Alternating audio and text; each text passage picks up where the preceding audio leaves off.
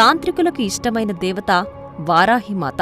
ఈమెను వామాచారం పాటించే భక్తులు రాత్రిపూట తాంత్రిక పద్ధతులలో పూజిస్తారు. వారాహిమాత ముఖ్య దేవతగా ప్రతిష్ఠించిన కొన్ని ఆలయాలలో దర్శనం సైతం రాత్రివేళల్లోనూ తెల్లవారుజామున మాత్రమే ఉంటుంది. దేశంలోని వివిధ ప్రాంతాలలో ఈమె ఆలయాలు ఉన్నప్పటికీ ఒడిశాలోని చౌరాసి, అలాగే వారణాసి, చెన్నైలోని మైలాపూర్లో ఉన్న అమ్మవారి ఆలయాలు ఎంతో ప్రసిద్ధిగాంచాయి. 9వ శతాబ్దానికి చెందిన వారాహి దేవాలయం ఒరిస్సాలోని కోణార్క్ నుంచి 14 కిలోమీటర్ల దూరంలో ఉన్న చౌరాసిలో ఉంది. ఇక్కడ వారాహి మత్స్యవారాహిగా ప్రతిష్ఠించబడి తాంత్రిక ఆచారాల ద్వారా పూజించబడుతుంది.